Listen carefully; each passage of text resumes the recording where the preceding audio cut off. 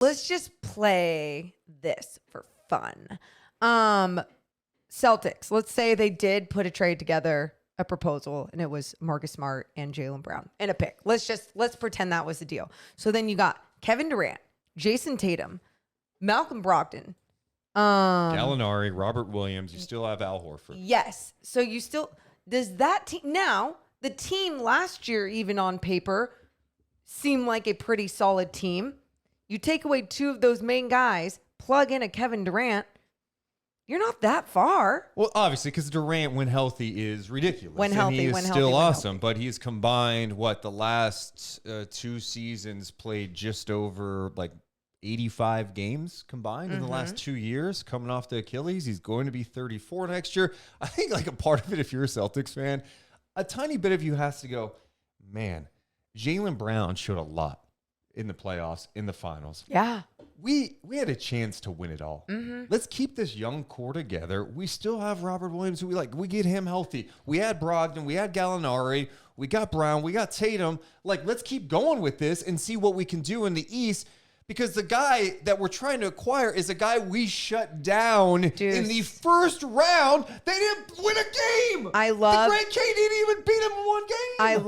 I love that you just brought all that up, because even for me, when I talk about all this, I'm just talking about a scenario, a situation. Oh, I know. And no. And my point is, though, I love Jaylen Brown. I think you do focus on growing him and Tatum together for a very long time, especially because they are still considered young in this league. So I would do that. And I understand the desperation always of thinking, how do we get over this hump? Now, here's another thing, though, that just happened.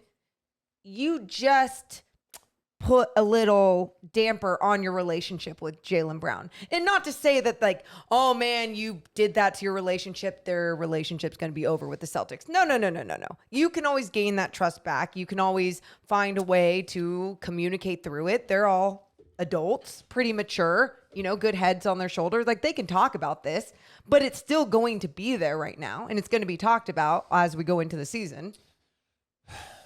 Yeah. I think that's the toughest part about trade talks, especially when you have names involved. And, Jaylen still has 2 years left on his deal. And there's some chatter out there that, well, maybe this is why Boston moves on from a guy like him, because he could just dip out in free agency and you're left with what?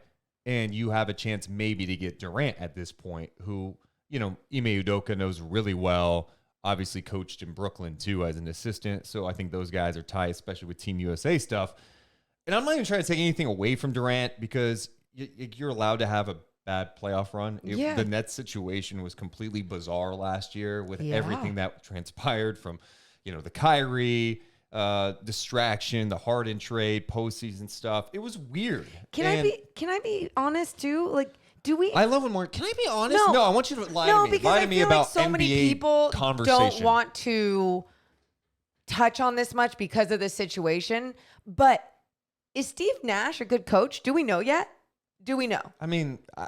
Do we know yet? That's why I'm asking. We don't. But also, See? And that's why I brought it up like that, and I prefaced it, because I'm not trying to blame that either. I'm more just saying, look, there's this combination of things, and we keep looking at these injuries and what these players were on the floor, and yes, that has a lot to do with it. And I'm not trying to put out a narrative that Steve Nash is not a good coach or anything, because I'm sure he's great with relationships and obviously knows the game at such a high level.